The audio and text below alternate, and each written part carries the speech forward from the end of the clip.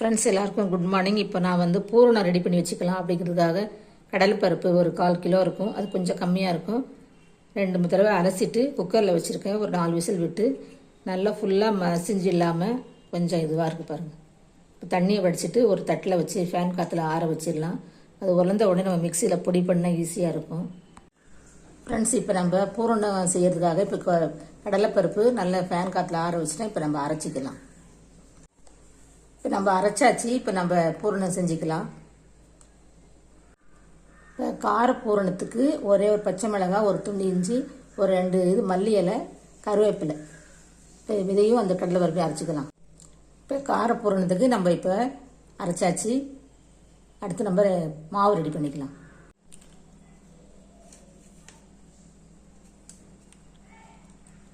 Friends, நான் ஒரு வானலை வச்சு 1 ஸ்பூன் நெய் விட்டுருக்கேன். இப்போ வந்து நம்ம 1 கப்பு தேங்காய் போட்டுக்கலாம்.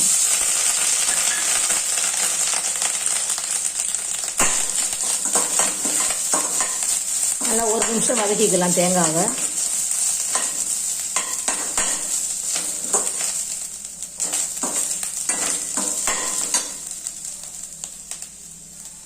நான் வந்து ஏலக்காய் கொஞ்சம், வெல்லம் 1 கப் வச்சுருக்கேன், அதையும் போட்டுக்கலாம்.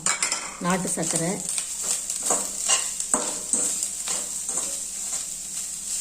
இது கல்லுலாம் இல்லை, அதனால் நம்ம வடிகட்ட வேணாம். கொஞ்சமாக தண்ணி விட்டுக்கிறேன். நம்ம ஒரு 1/2 டம்ளர் கொஞ்சம் கம்மியாக தண்ணி விட்டுக்கலாம். இந்த தண்ணி எதுக்குன்னா நம்ம கடலைப்பருப்பு போட்டு அதில் வேக வைக்க போகிறோம். நல்லா ஒரு கொதித்த உடனே நம்ம கடலைப்பருப்பு போட்டுக்கணும். கடலைப்பருப்பு அரைச்சதை போட்டுக்கணும்.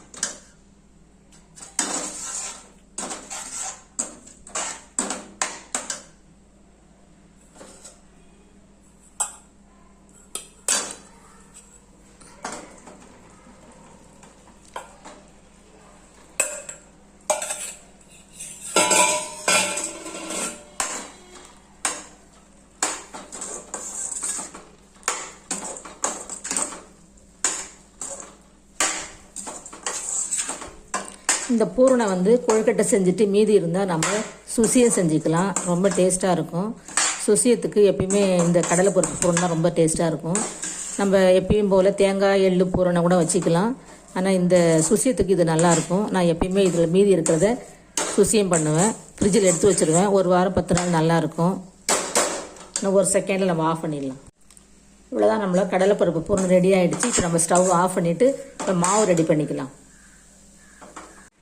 ஃப்ரெண்ட்ஸ், ஒரு வானல் வச்சுருக்கேன். இப்போ நம்ம 1 கப்பு மாவு, இது கடையில் வாங்கின மாவு தான். இப்போ நல்லா இது மணலாக வறுத்துக்கலாம். ஒரு 2 நிமிஷம் வறுத்தா போதும். வறுக்கும் போது மாவு வந்து இப்படி தெரிச்சு வெளியே வரணும். வெளியே மீன்ஸ் இந்த ஓரத்துலேருந்து நடுவில் வரணும். 1 கப்பு மாவுக்கு 1.25 கப்பு தண்ணி எடுத்துக்கலாம். இந்த மாவு வறுத்துட்டு அதுக்கப்புறம் தண்ணி ஊற்றிக்கலாம். ஒரு 2 நிமிஷம் மாவு வறுத்தாச்சு. இப்போ ஸ்டவ் ஆஃப் பண்ணிக்கலாம். ஃப்ரெண்ட்ஸ், அதே வானலை வச்சு நான் அந்த கப்பால் 1 கப்பு தண்ணி ஊற்றிருக்கேன். இப்போ இன்னும் ஒரு 1/4 கப்பு தண்ணி ஊற்றிக்கிறேன். 1.25 கப்பு, சில மாவு 1.5 கப்பு கூட பிடிக்கும். கொஞ்சம் போல் உப்பு, நீங்கள் சர்க்கரை கூட 1 ஸ்பூன் போட்டுக்கலாம். மேல் மாவுக்கு ருசியாக இருக்கும். இப்போ தண்ணி கொதிக்குது. இப்போ நம்ம மாவு கொட்டிக்கலாம்.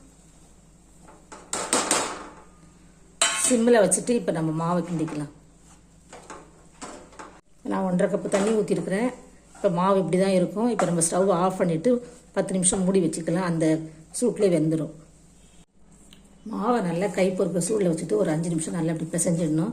ரொம்ப சூடாக இருந்தால் லேசாக கையில் தண்ணி தொட்டுக்குங்க, இல்லை எண்ணெய் தொட்டுக்கலாம். சூடுக்கு தண்ணி தொட்டால் தான் நல்லாயிருக்கும். இந்த மாதிரி நான் பிசைஞ்சிட்டேன். ஒரு 5 நிமிஷம் ஆகட்டும். மாவு கொஞ்சம் எடுத்து இந்த மாதிரி உருண்டை பண்ணி சொப்பு மாதிரி பண்ணிக்கணும், தட்டு மாதிரி. அதில் வந்து நான் இப்படி உருண்டையாக உருட்டிச்சு வச்சுருக்கேன். இப்போ ஒரு உருண்டையாக எடுத்து இதுக்குள்ளே வச்சுக்கலாம். இப்படி வச்சு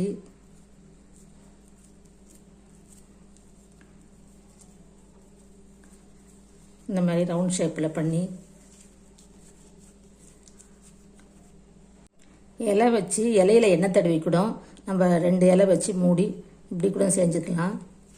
நான் சிம்பிளாக இப்படியே செஞ்சுருவேன். இலை கீழே போய் என்னால் மாடியிலேருந்து இறங்க முடியாதுன்னு சொல்லிட்டு இப்படியே கூட வச்சுக்கலாம். காரப்பூரணம் அரைச்சி வச்சுருக்கேன், ரெடி பண்ணி வச்சுருக்கேன். இப்போ நம்ம இந்த மாவில் காரப்பூரணை வச்சுக்கலாம்.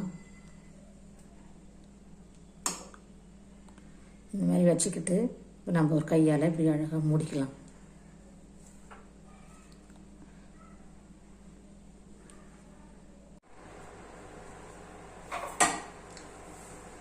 நான் 2 ஷேப்லேயும் செஞ்சுக்கிட்டேன். இதே இப்போ நம்ம இட்லி பாலில் தண்ணி ஊற்றி வச்சுருக்கேன். இப்போ நான் எண்ணெய் தட்டு தட்டுலாம் வச்சுருக்கேன். நீங்கள் துணி இருக்கிற தட்டு இருந்தால் இலை போட்டு கூட வச்சுக்கலாம். இலை போட்டு வைக்கிறது ரொம்ப டேஸ்ட்டாக இருக்கும். அப்புறம் நம்ம இட்லி சட்டில் வச்சுக்கலாம்.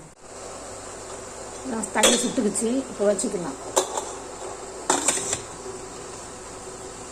ஒரு 10 நிமிஷம் to 7 நிமிஷம் வேகட்டும். நம்மளோட கொழுக்கட்டை ரெடி ஆகிடுச்சு பாருங்கள். இப்போ வெந்துக்குச்சு. ஸ்டவ் ஆஃப் பண்ணி எடுத்துக்கிட்டேன். இப்போ நம்ம சாப்பிட்டுக்கலாம். சாமி கும்பிட்டுக்கலாம்.